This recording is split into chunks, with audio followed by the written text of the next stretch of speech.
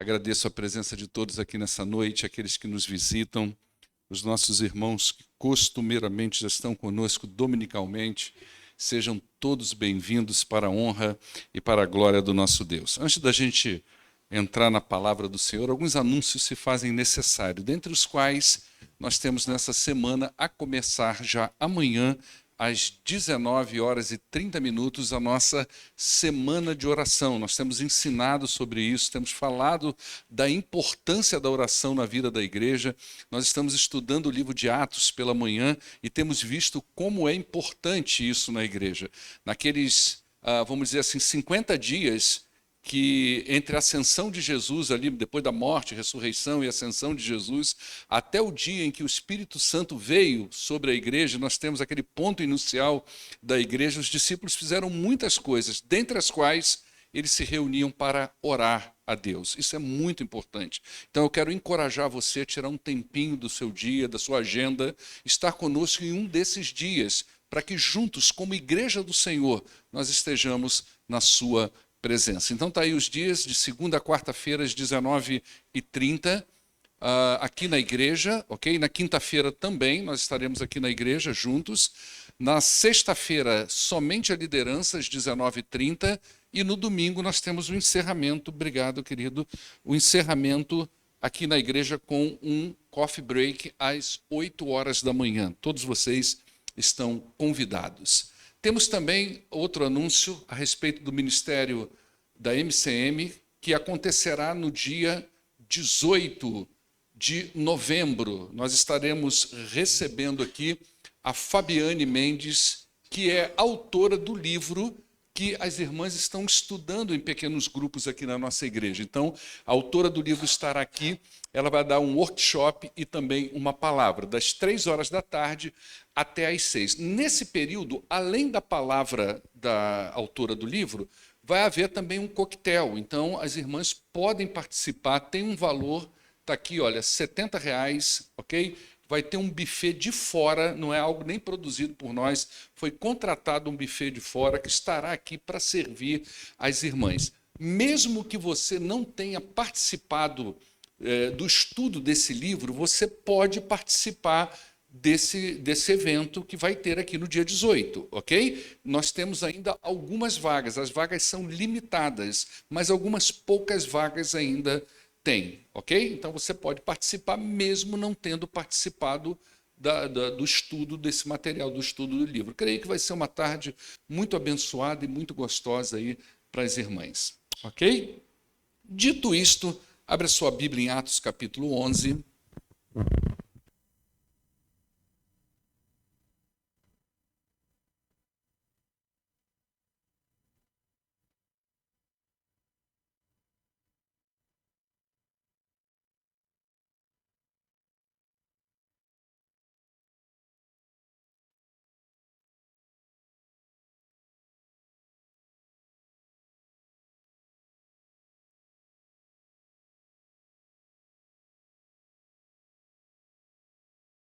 Dois, som.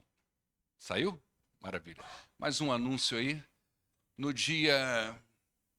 Peraí, gente, que o contraste de cores... 6/11, ok? Ah, tá lá em cima. É porque o contraste, gente, eu já não estou enxergando. Com contraste... Contrastes e cores eu não vejo absolutamente nada. Vamos lá, 11/11 às 19h, confraternização dos casais, também será aqui na igreja. Nesse dia, também são vagas limitadas, ok? Tem um valor também, está ali, Wesley, ou não? Não está. Mas nós vamos receber aqui o show do pizzaiolo, não é isso? Também uma equipe que virá de fora, então nesse dia nós vamos ter também aí um movimento de pizzas para os casais. Você pode participar, procura o Wesley, as vagas são limitadas, creio que não haja muitas vagas, então corre lá e se manifesta. Oi? Só tem para 2 casais. Então só tem para 2 casais. Então corre lá e dá o seu nome para você comer essa pizza também gostosa aí, ok? Agora sim, tem mais? Oh, Jesus amado. Oh, gente, a minha cabeça ainda está em outro lugar, você sabe, né? Ah, carnaval. ok? Você já pode adquirir o carnezinho, tá? É claro que se você tivesse pego, embora a gente ainda está em outubro, de outubro até o dia, você pode dividir em 4 vezes, tá? O valor é muito baixo para o que oferece. R$ 250. Você tem direito a tudo que vai ser oferecido durante os 3, 4 dias de carnaval. Toda alimentação, palestras e também o que oferece o sítio. Nós temos um tema que nós vamos tratar nesse retiro, que são raízes profundas, frutos abundantes. Nós queremos trabalhar um pouco a vida discipular da igreja e das famílias também. Nós vamos dividir isso em palestras, brincadeiras, pequenos grupos. Nós vamos elaborar de uma forma que todos possam aproveitar o máximo e sair de lá também edificados. Obviamente que você pode também comprar por um dia só, tá? Então você vai procurar a equipe organizadora, preferencialmente a Naide e a Karen, que estão encabeçando bastante isso aí como eventos especiais, e elas vão passar para você o que seria o preço de um dia só. Você não é obrigado, mesmo que você compre para 4 dias, você não é obrigado a dormir no local. Como é dentro de Pouso Alegre, você pode ir e voltar. E aí nós deixaríamos até o espaço da casa para os jovens, adolescentes que queiram fazer aquele acampamento de dormir, que isso é mais a pegada deles, né? Mas você pode participar dos 4 dias e não necessariamente dormir. Você vai chegar lá para o café da manhã, vai passar o dia, vai almoçar, vai tomar o lanche da tarde, vai participar das palestras, tudo direitinho. Quando acabar a última palestra, você entra dentro do seu carro, vem para casa e dorme na sua cama confortável. Amém? Como esses bancos que vocês estão sentados aí. Tá bom ou não tá, irmãos? E eu também estava sentado ali, eu falei, gente, não quero levantar daqui mais. Né? Maravilha. Tem mais? Acabou? Tem certeza? Dá mais uma averiguada aí, irmão. Não tem? Então tá bom. Agora sim você vai abrir sua Bíblia em Atos dos Apóstolos, ok? No capítulo de número 11.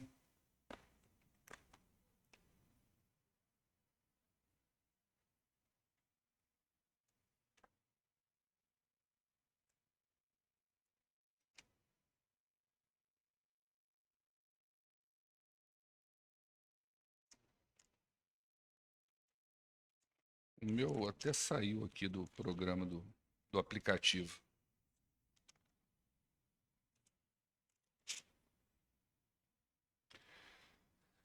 A partir do verso de número 19, você já vai observando, você que tem nos acompanhado todos os domingos, que nós estamos trabalhando muito no livro de Atos, né? E eu vou explicar o porquê escolhi Atos 11 aqui, daqui a pouquinho depois da leitura. Verso de número 19 em diante diz assim: os que tinham sido dispersos por causa da perseguição desencadeada com a morte de Estevão chegaram até a Fenícia, Chipre e Antioquia, anunciando a mensagem apenas aos judeus. Alguns deles, todavia, cipriotas e sirineus, foram a Antioquia e começaram então a falar também aos gregos, contando-lhes as boas novas a respeito do Senhor Jesus. A mão do Senhor estava com eles e muitos creram e se converteram. Notícias desse fato chegaram aos ouvidos da igreja em Jerusalém e eles enviaram Barnabé a Antioquia. Este, ali chegando e vendo a graça de Deus, falou alegre e os animou a permanecerem fiéis ao Senhor de todo o coração. Ele era um homem bom, cheio do Espírito Santo e de fé, e muitas pessoas foram acrescentadas ao Senhor. Então Barnabé foi a Tarso procurar Saulo, e quando o encontrou, levou-o para Antioquia. Assim, durante um ano inteiro, Barnabé e Saulo se reuniram com a igreja e ensinaram a muitos. Em Antioquia, os discípulos foram pela primeira vez chamados de cristãos. Amém? Vamos orar ao nosso Deus. Pai, muito obrigado a Deus por esta noite, por esse privilégio de estarmos reunidos aqui neste lugar, com a tua palavra sendo aberta, lida, exposta com toda a liberdade. Isso é um presente que nós temos aqui neste lugar. Nós queremos te louvar e agradecer por isso, Senhor. Queremos também, ó Deus, pedir que nos ajude, dentro da nossa simplicidade, pela tua misericórdia, a aprendermos alguma coisa aqui nesta noite e aplicar aos nossos corações. Peço também, ó Deus, pelo teu povo Israel, e não somente por eles, ó Deus, mas por toda aquela região do Oriente Médio, pelos palestinos, por todos aqueles que estão sendo afetados, ó Deus, por esta guerra. Eu peço, ó Deus, que neste lugar, aonde muitas coisas significativas aconteceram, aonde muitos milagres ocorreram, aonde muito da presença do Senhor se deu, que neste lugar haja paz para a glória do teu nome. Em nome do poderoso Jesus é que nós oramos, hoje e sempre. Amém. Queridos, antes da gente entrar na mensagem, eu preciso falar duas coisas sobre o que nós vamos fazer aqui nessa noite. A primeira delas é que nós estamos estudando o livro de Atos nas manhãs de domingo.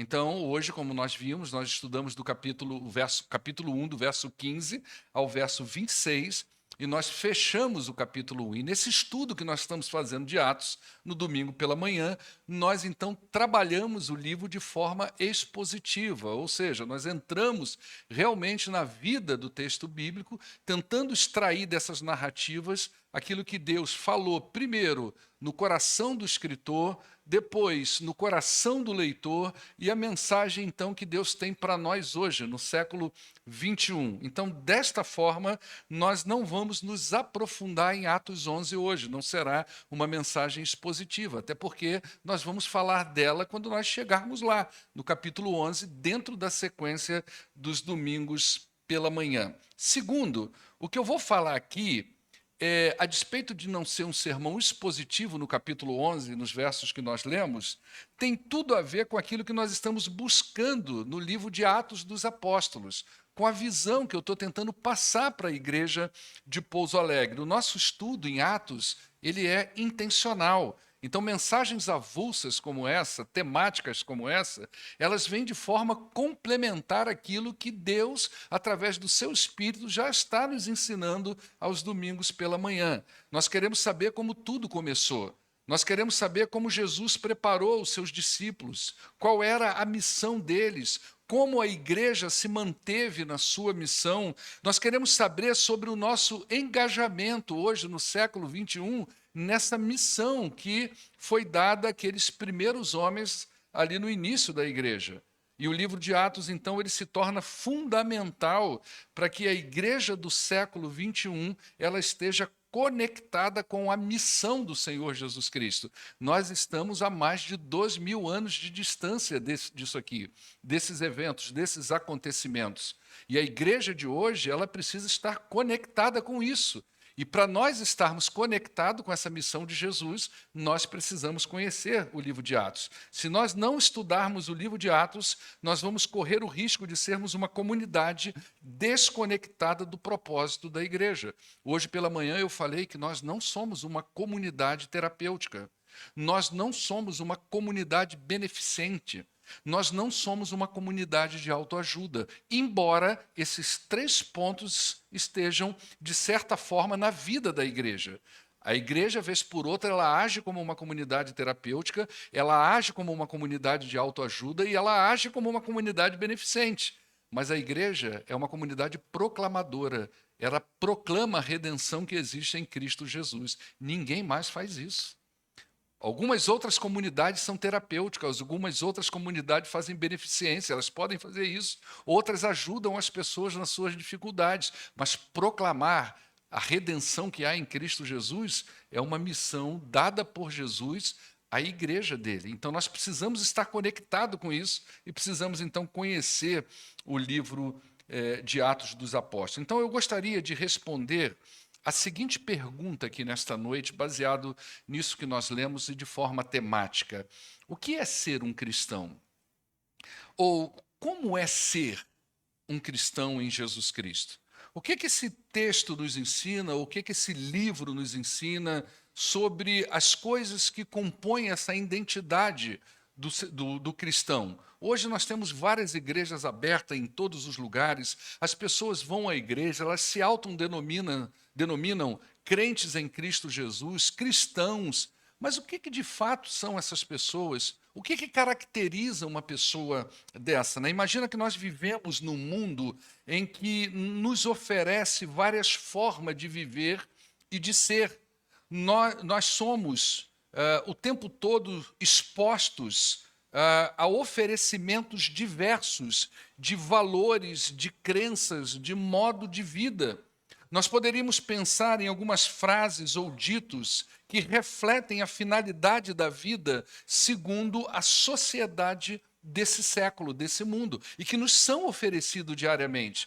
Então, o que importa é você ser uma pessoa feliz. Não importa os meios que você usa, mas a sociedade diz para você que o que importa, no final das contas, é que você alcance uma felicidade que, na verdade, você nem entende muito bem o que é essa felicidade.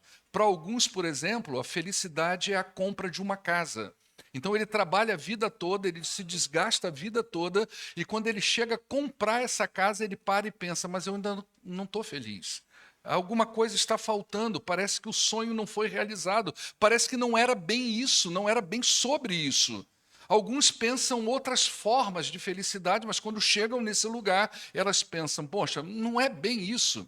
Então parece que o ser humano, a humanidade, nem sabe muito bem o que ela está procurando. Outros dizem não, que o importa é o amor, o que importa é que haja amor entre as relações das pessoas, haja amor no coração das pessoas, e esse é o fim.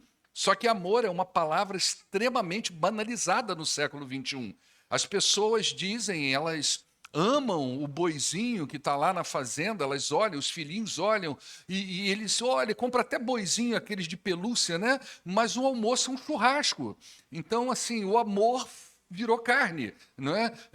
O amor virou peixe, o amor virou prato de comida. Nós amamos e falamos que amamos o nosso filho, a nossa esposa, o nosso cônjuge, mas nós amamos também cachorro-quente, nós amamos sorvete. Então, amor é uma palavra estranha no século XXI. Outros vão dizer que o importante é que você esteja bem, custe o que custar, você precisa estar bem. Ou seja, no final das contas, o importante é você. Você é o centro. Você é o que importa. Esse é o valor que a sociedade passa para você. Essa é a crença que a sociedade passa para a gente. Mas será que essas ideias têm a ver com a ideia de ser cristão? Será que isso se encaixa, esse pensamento, essa forma de pensar, de viver e de ser, se encaixa com a realidade do ser cristão? Será que depois que nós nos convertemos, é assim que nós devemos viver? É claro que todos nós ansiamos por essas coisas. É claro que quando se trata do bem-estar, nós queremos o melhor. Mas quando se trata de ser cristão, parece que o centro não somos nós, mas aquele que nós reconhecemos e aceitamos como Senhor e Salvador das nossas vidas. Parece que é essa a imagem que a Bíblia nos apresenta. Ela não nos apresenta como o centro da coisa. Ela não nos apresenta como o ponto fraco de Deus, tá, gente? Já ouviu isso? Você não é o ponto fraco de Deus, porque Deus não tem ponto fraco. Entende isso? Isso não tem nada a ver com a Bíblia. Nós não somos o centro da Bíblia. Nós não somos o centro da história. O centro da história é Jesus Cristo. A Bíblia, o eixo dela é Jesus Cristo. O centro de todas as coisas é Jesus Cristo. Então, quando nós nos convertemos, o que a Bíblia nos mostra é que ser cristão é glorificar, aceitar esse Senhor e Salvador que nós entendemos que é o nosso remidor. Então, nós não somos o centro. Pedro, na sua primeira carta, lá no capítulo 2, versos 11 e 12, ele diz assim: amados, eu insisto em que, como estrangeiros e peregrinos nesse mundo, vocês se abstenham dos desejos carnais que guerreiam contra a alma e vivam entre os pagãos de maneira exemplar, para que, naquilo em que eles os acusam de praticarem o mal, observem as boas obras de vocês e glorifiquem a Deus no dia da sua intervenção. Observe que Pedro, ele está escrevendo para crentes os crentes da Ásia Menor, essa carta circulou em várias igrejas, e ele está chamando essas pessoas de estrangeiros. Ele está chamando essas pessoas de peregrinos no mundo. É como se ele estivesse dizendo, olha, a despeito de você ter nascido nesse mundo, não é a esse mundo que você pertence. Você é um outro sujeito, você é um cidadão dos céus. A sua mente deve pensar diferente, os seus sentimentos devem ser diferentes e as suas ações devem ser completamente diferentes, mesmo você estando neste mundo. Paulo, escrevendo a carta aos Romanos, no capítulo 12, verso 2, ele diz assim: não se amoldem, ou seja, não tomem a forma. Não é? Você já ouviu falar em crente chuchu? Não é? O chuchu ele não tem gosto de nada, mas se você põe com chuchu, pega gosto. Minha mãe fazia muito chuchu com camarão sete barbas, aquele camarãozinho, sabe, que não tem gosto de quase nada. Ela fazia aquele chuchu, botava aquele camarão, o camarão ficava com gosto de chuchu. Não, o chuchu ficava com gosto de camarão, né? Tem uns que falam crente de gelatina, né? A forma que você põe, ele pega. A ideia aqui é essa. Não se amoldem, não tomem a forma. Forma de quê? Do padrão desse mundo, dos valores desse mundo, das crenças desse mundo, da visão de vida desse mundo. Mas, pelo contrário, transformem-se pela renovação que houve na mente, porque a conversão é uma metanoia. É uma mudança de mentalidade, é uma mudança de pensamento, é uma mudança de visão de mundo. Então ele vai dizer, se transformem pela renovação da mente de vocês, para que vocês sejam capazes de experimentar e comprovar a boa, agradável e perfeita vontade de Deus. Então, todo o Novo Testamento nos apresenta um modo de vida que caracteriza os cristãos e nós não podemos perder isso de vista. Por isso que o livro de Atos ele é importante para a igreja do século XXI. Por isso que nós decidimos, nas manhãs de domingo, caminhar por esse livro, entender como os nossos primeiros irmãos entenderam a fé cristã, como que eles absorveram a morte e ressurreição de Jesus e qual foi a resposta que esses homens e mulheres deram a esse evento tão maravilhoso que foi a vinda do Senhor Jesus Cristo. Então, nós não podemos perder de vista essa característica do cristão. Isso não quer dizer de perfeição, mas de identidade. Nós temos uma identidade e nós não podemos viver divorciados dessa identidade. Então eu quero, junto com vocês aqui, de uma forma breve, listar pelo menos 5 características do cristão à luz da palavra de Deus. A primeira delas é muito simples. É a fé em Jesus Cristo. Ela é simples, mas ela é complexa. Ela é fácil de entender, mas muito distorcida no seu entendimento.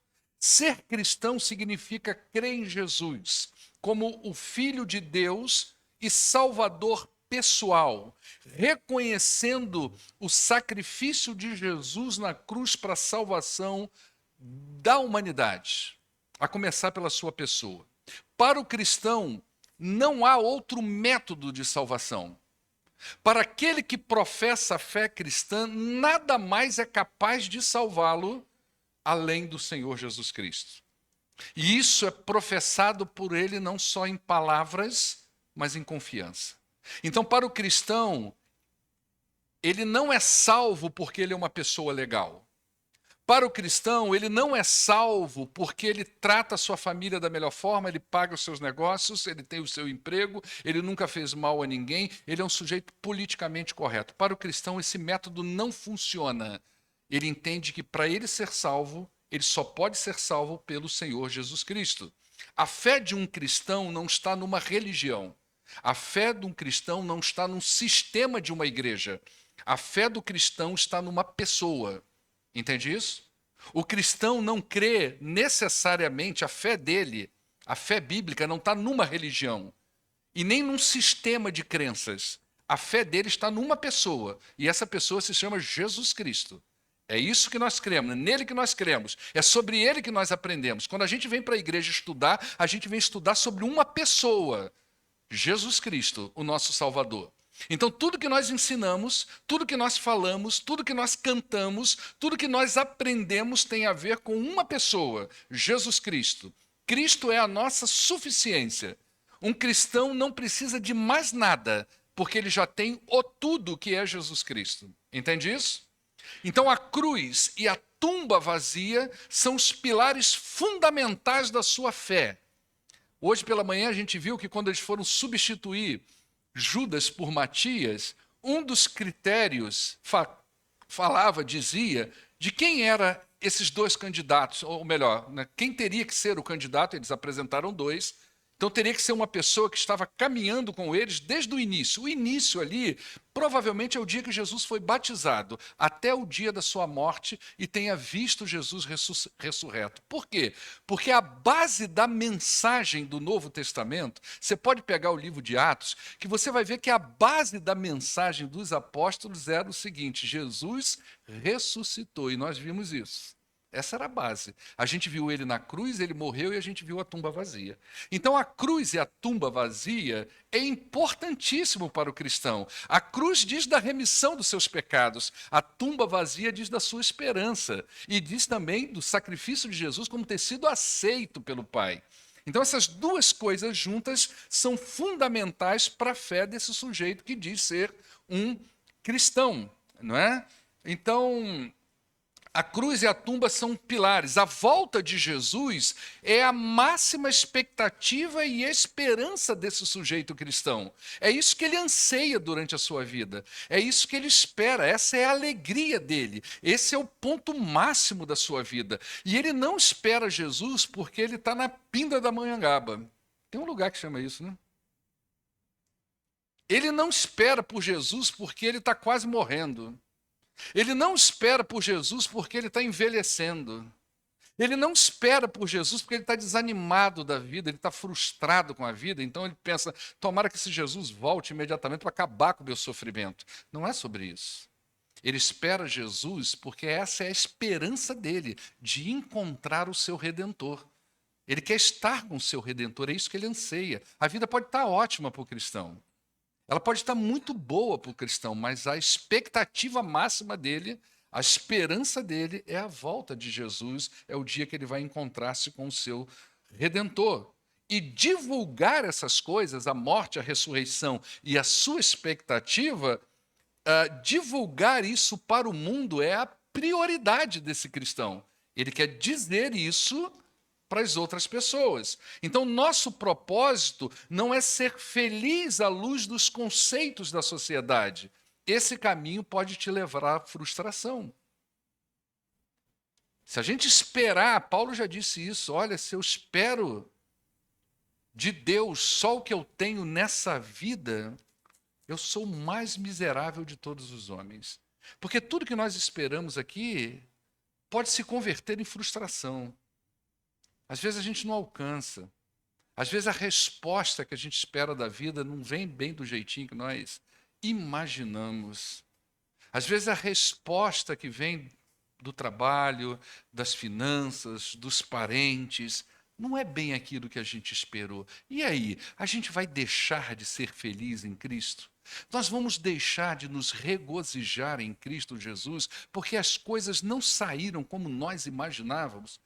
Obviamente que o cristão não pensa assim, porque a esperança e a fé dele está no Cristo vivo, e ele quer contar isso para as pessoas, não é? Então ele quer dizer para as pessoas a respeito da sua fé. Nosso propósito é glorificar a Deus e a nossa missão é proclamar a mensagem do Evangelho. Isso é ser cristão. Essa é uma característica do cristão. Então, a fé do cristão, ela também não é de tudo abstrata. Nós sabemos em quem nós cremos. Ela se caracteriza na pessoa de Jesus Cristo. Esses dias eu estava vendo, apareceu para mim uma propaganda de um curso na internet de um filósofo brasileiro muito conhecido, e o curso era sobre Jesus Cristo. O nome do curso é Jesus para quem crê e para quem não crê. Por que ele bota esse título? Jesus para quem crê e para quem não crê. Porque ele não está interessado, como historiador, a ensinar um Jesus filho de Deus. Ele quer saber do Jesus histórico. E é interessante que quando ele começa a apresentar o curso, eu cliquei para ver, né, para o que ele ia falar sobre o curso, e ele fala exatamente que hoje nós temos provas contundentes que o homem Jesus de Nazaré existiu. Nós temos testemunhos bíblicos e testemunhos extrabíblicos, dentre os quais um dos mais importantes são os escritos de um judeu da época de Jesus chamado Flávio Josefo. Era um judeu que vivia no meio dos romanos, dentro dali da área nobre dos romanos. E ele fala desse homem chamado Jesus de Nazaré. Então, o Jesus histórico, ele afirma, ele só não crê no Jesus filho de Deus, mas no homem Jesus, ele crê.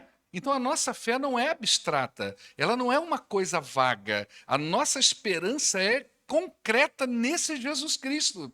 A fé do cristão, ela não é então de tudo abstrata, não é fé na fé, não é pensamento positivo, é a confiança na obra de Jesus Cristo. O cristão, ele vive tranquilo. Por que ele dorme bem, no sentido espiritual falando?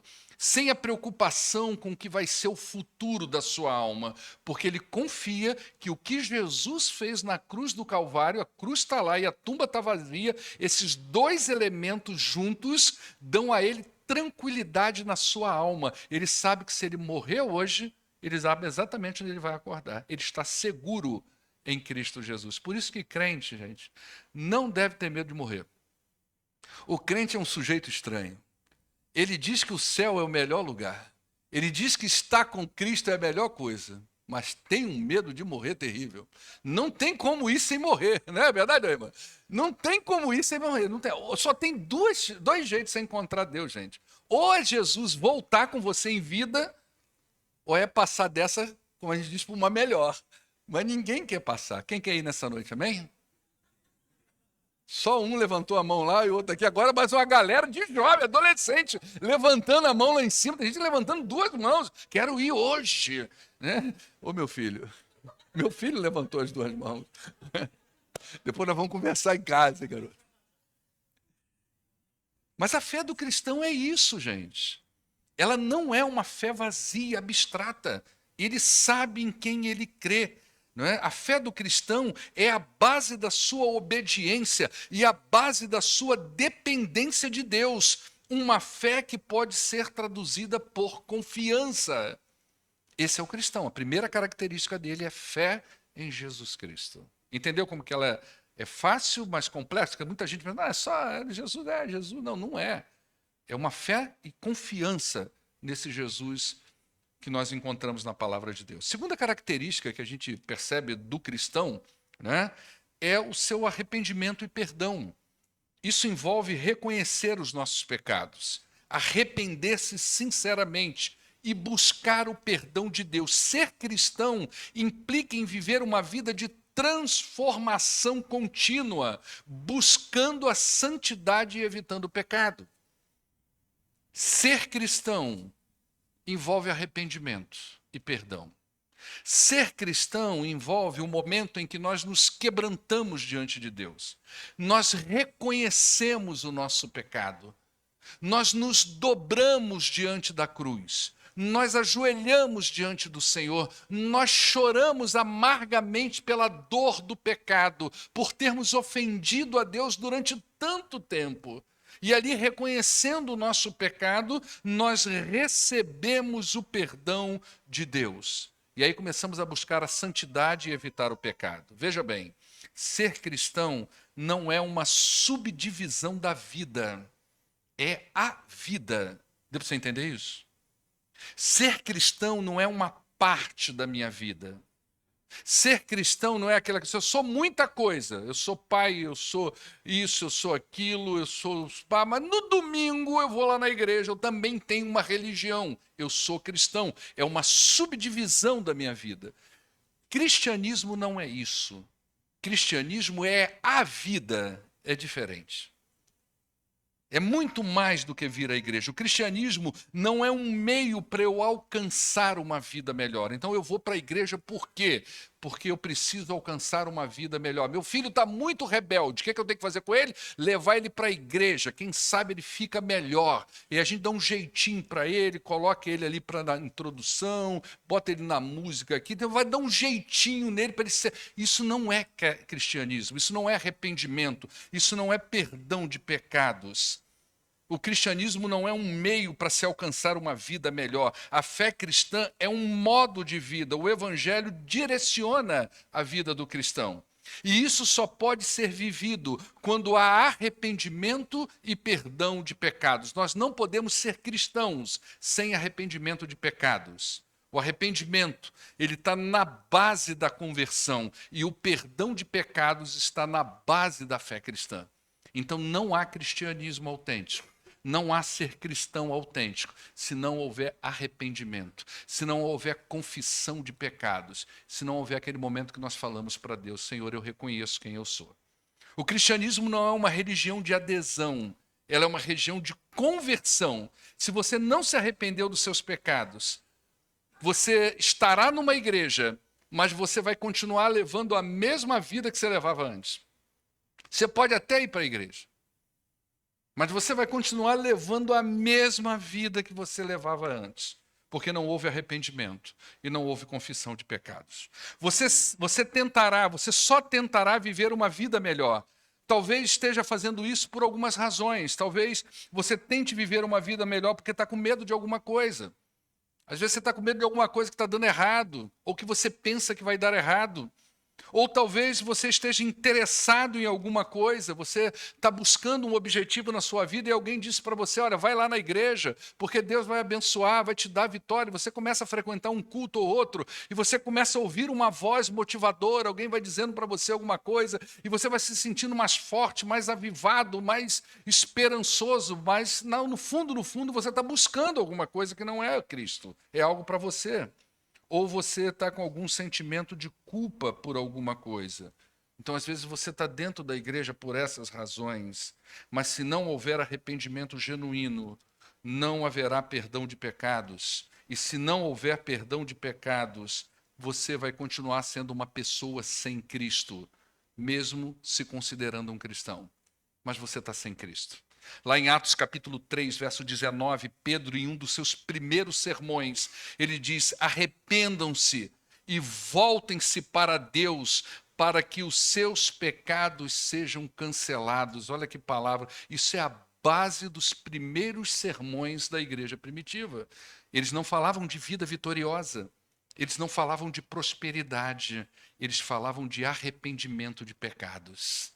Era sobre isso que era o tema da mensagem. Você precisa se arrepender dos seus pecados. Lá em 1 João capítulo 1, verso 9, o evangelista ele diz: se nós confessarmos os nossos pecados, ele é fiel e justo para perdoar os nossos pecados e nos purificar de toda a injustiça. Para ser cristão, precisa haver confissão de pecados. Precisa haver pedido de perdão a Deus. E a pergunta que nós devemos nos fazer é: quais são os nossos pecados? Quais são os seus pecados? O que precisa ser dito para Deus? O que precisa ser confessado aos pés da cruz? Terceira característica: o cristão é aquele que tem um relacionamento próximo com Deus e próximo com o próximo. Ok? Você já viu aquele texto? Ele não está aqui no script, não, mas eu lembrei dele agora. Que a gente, às vezes, as pessoas sacam lá de Hebreus para falar que o outro não está vindo na igreja. Aí ele disse assim: ó, lá na Bíblia está escrito assim: não deixemos de congregar com os irmãos. Já viu esse texto? Às vezes a gente saca ele, né? O que é isso? Não deixar de congregar com os irmãos. Será que é não deixar de vir à igreja? Nada disso. Você pode vir todo domingo na igreja e não congregar com os irmãos. A ideia de congregar é a ideia de se implicar com os irmãos, de viver a vida comum espiritual com os irmãos. Não tem a ver com o domingo que eu vou e o domingo que eu não vou, né? Tem a ver com quem eu sou no meio do povo de Deus. O cristianismo enfatiza, primeiro, a importância de nós termos um relacionamento íntimo com Deus. E a gente faz isso através da oração, do estudo da palavra e da comunhão com os outros crentes. Igreja é um corpo só. Essa é a maior dificuldade da engrenagem de uma igreja, é conscientizar os cristãos que eles são um só. Vou dizer uma frase que eu já disse aqui, tá? Ela é minha mesmo, tá, gente? Pelo menos eu ainda não li em nenhum lugar. Depois que eu olhei, eu falo, não é minha, né, Camila? Já viu aquele papo assim, igreja é você? Eu já devo ter falado isso aqui algumas vezes, né? Igreja é você, igreja somos nós, ok? Igreja sou eu, igreja não é templo. Mas igreja sou eu quando esse eu deixa de ser eu e se torna um nós. Entende isso? Igreja sou eu quando eu deixo de ser eu e me torno um nós. Aí sim eu sou igreja, aí igreja sou eu. Porque igreja é um corpo, igreja é um povo, igreja não é um lugar, igreja não é um templo, igreja é um povo. E é tratado como nomes no singular no Novo Testamento. Então o Novo Testamento chama igreja de corpo. É uma coisa só que transmite uma unidade de várias partes. Igreja é um edifício, é um só que transmite a unidade de várias partes. Igreja é a noiva de Cristo, é uma unidade que comporta várias partes. Então, a igreja é um povo. Então, na minha intimidade, o cristão ele se relaciona com Deus, intimamente com Deus, mas ele também tem um relacionamento a partir da comunhão com os outros crentes. O cristão não é uma pessoa que simplesmente segue a Jesus. Quem é o cristão? É o cara que segue a Jesus. Você consegue ver nos evangelhos quantas pessoas seguiam a Jesus?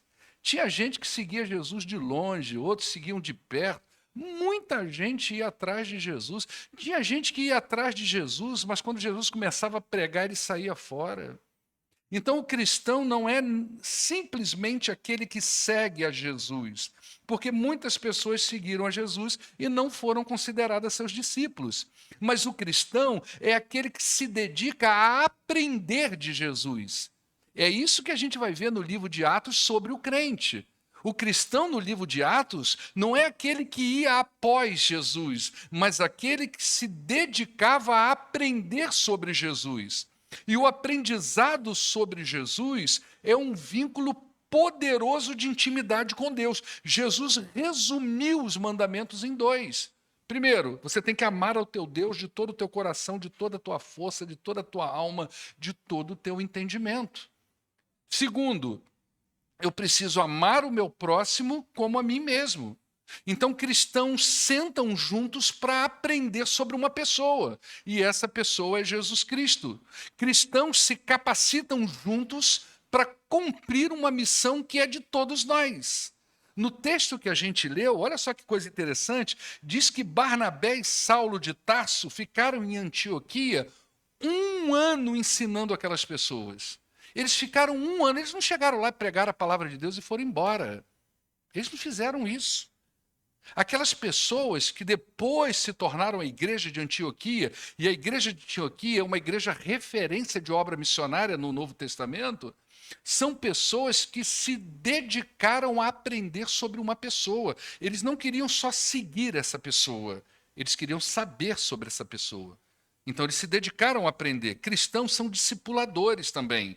Essa é uma forma de amar, ensinar outras pessoas o caminho da cruz. Então nós amamos quando exortamos, amamos quando ajudamos, amamos quando edificamos, amamos quando servimos uns aos outros, cada qual no seu dom.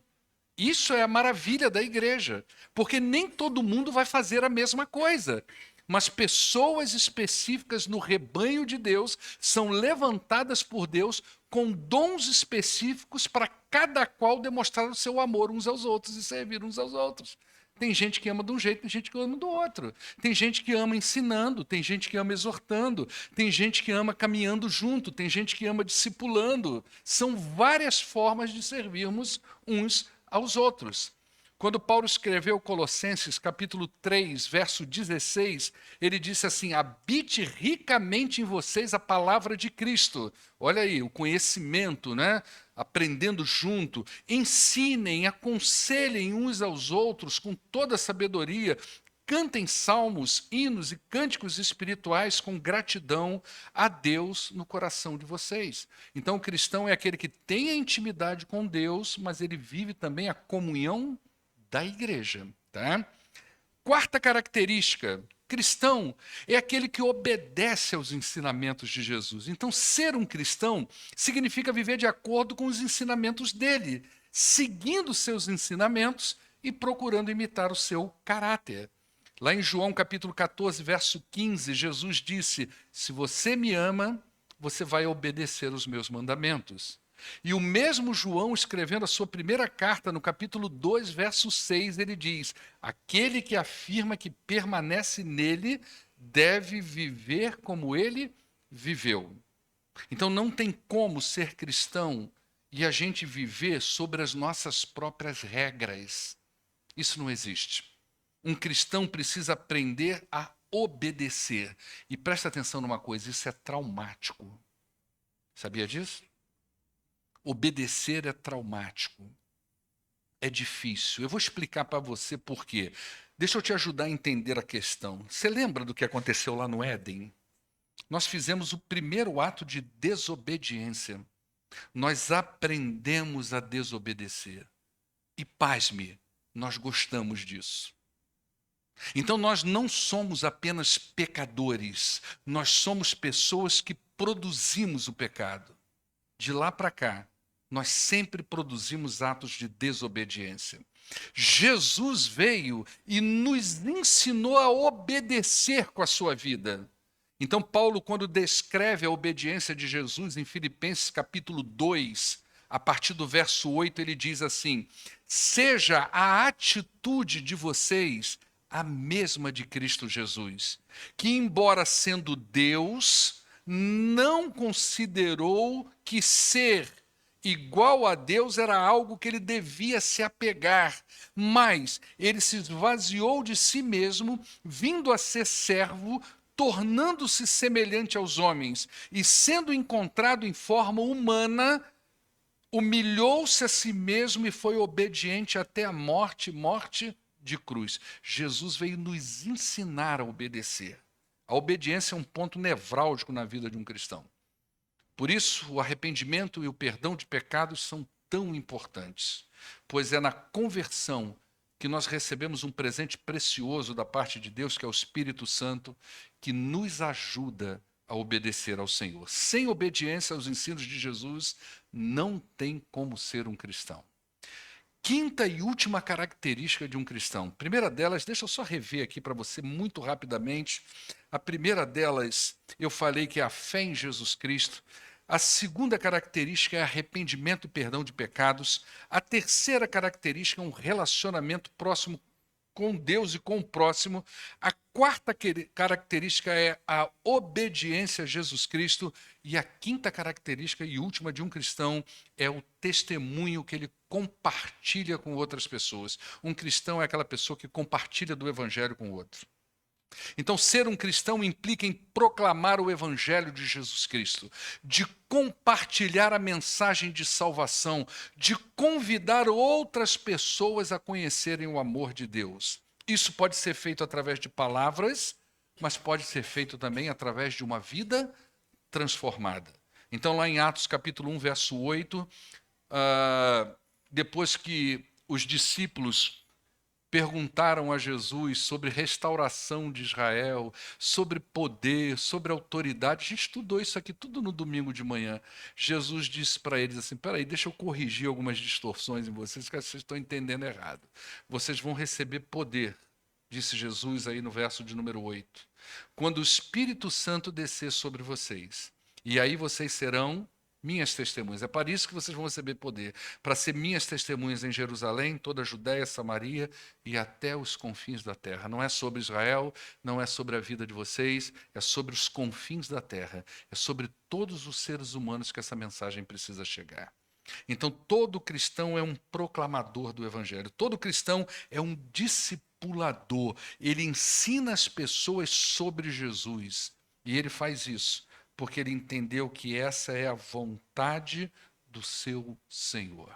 Olha o que Paulo diz lá em Efésios capítulo 2, versos de 1 a 7. A gente leu do 8 em diante, mas olha o que ele diz aí dos versos de 1 a 7.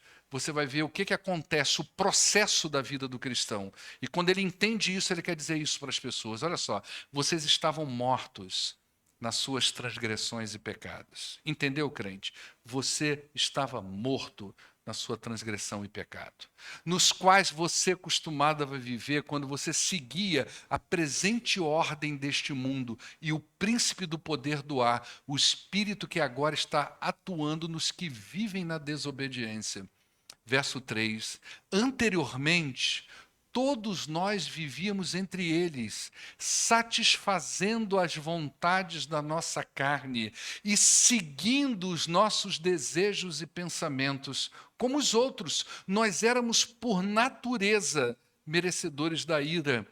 Todavia, Deus, que é rico em misericórdia, pelo seu grande amor com que nos amou, Deus deu-nos vida com Cristo quando nós estávamos mortos em transgressões. Pela graça, vocês são salvos, para mostrar nas eras que hão de vir a incomparável riqueza da sua graça, demonstrada em sua bondade para conosco em Cristo Jesus. Olha que coisa maravilhosa. Esse é o processo que nós passamos. Todo cristão, ele é um proclamador. Isso foi o que aconteceu com o cristão e ele agora trabalha pelo poder do seu Senhor para que outras pessoas passem pelo mesmo processo que ele. Ele trabalha para que a família de Cristo cresça. Isso é ser um cristão. Cristãos são proclamadores das boas novas do evangelho da salvação. Deu para você entender? Vamos concluir isso? Porque o que não vai nos faltar é característica de cristão, não é verdade? Eu quero encorajar você a dar um passo a mais na sua vida. Talvez você tenha vindo a essa igreja há muitos anos que você vem à igreja. Mas é só isso, ok? Você já deve ter ouvido o que eu vou falar para você. Dormir numa garagem não nos transforma em carro. Já ouviu isso, Tony? Se você fosse dormir numa garagem, Tony, qual carro você queria ser transformado? Uma Kombi? É, uma Kombi. Eu pensei que você ia falar uma picape. Dormir numa garagem não nos faz um carro, assim como vir à igreja não nos faz um cristão. É claro que à medida que eu ouço, que eu conheço, eu posso sim ser transformado. Talvez há muitos anos você venha à igreja, mas é só isso. Eu listei 5 características de um cristão. Deixa eu te perguntar uma coisa. 5 características foram listadas aqui. Qual delas ainda precisa ser trabalhada na sua vida? Ok? Fé em Cristo, arrependimento e perdão de pecados, relacionamento íntimo com Deus e com o próximo, obediência e testemunho. 5 coisas. Qual delas precisa ser trabalhada ainda? Eu sei o que precisa ser trabalhado na minha vida. Isso eu sei. Porque à medida que eu listava isso, eu ia aprendendo para mim. Às vezes a gente tem aquela ideia de que a pessoa fala coisas, ensina coisas, como é que ela está ensinando isso se ela não é isso, né? Isso é uma coisa que não tem nada a ver. A gente tem que falar da nossa deficiência. A gente tem que falar sobre isso. Então, quando eu preparo isso aqui, eu me identifico. Opa, tem coisa aqui que eu preciso trabalhar em mim. Então, eu sei sobre a minha vida e sei o que precisa ser trabalhado em mim. Você consegue identificar em você? Fé em Jesus, arrependimento, perdão de pecados, relacionamento com Deus e com o próximo, obediência, proclamação do Evangelho. Hoje é dia de você tomar decisões com Deus.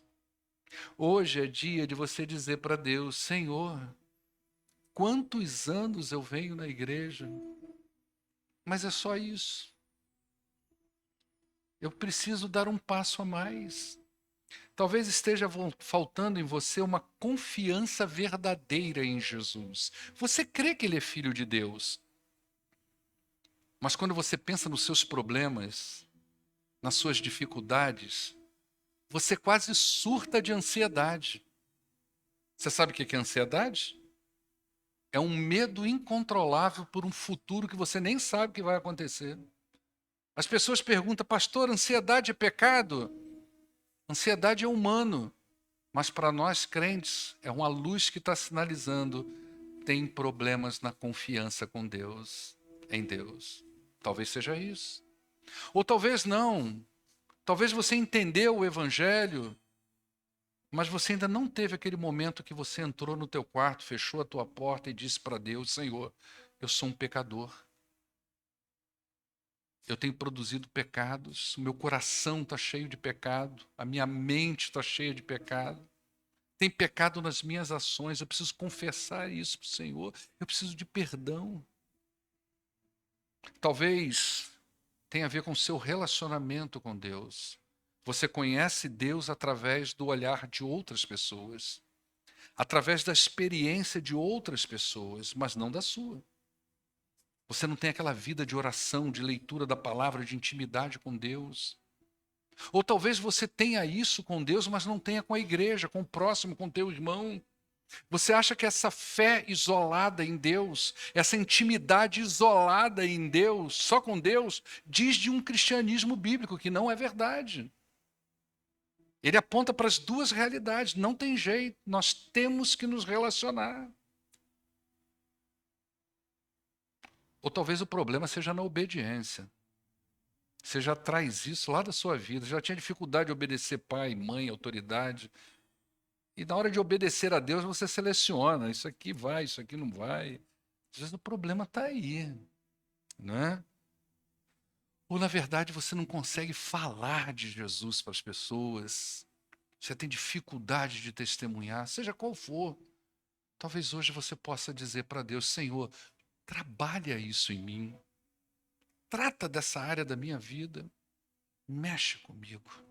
Vamos orar ao nosso Deus? Baixe sua cabeça. Eleve seus pensamentos a Deus agora. Fale com o Senhor. Você é um crente, você vem à igreja. Você se considera um cristão. O que está faltando? Pai, eu peço em nome de Jesus, sonda os corações aqui presentes. Como a tua palavra diz, nós lemos ela hoje pela manhã, em Atos capítulo 15, ali pelo verso 20, 21. Quando os discípulos oraram ao Senhor, pedindo a indicação, a nomeação de um 12º apóstolo, eles disseram para o Senhor conhece os corações. O Senhor sabe quem nós somos. E ninguém melhor do que o Senhor para trabalhar nos nossos corações. Então, Pai, que o teu Espírito nesta noite trabalhe no coração dos teus filhos que aqui estão, para a honra e glória do Senhor.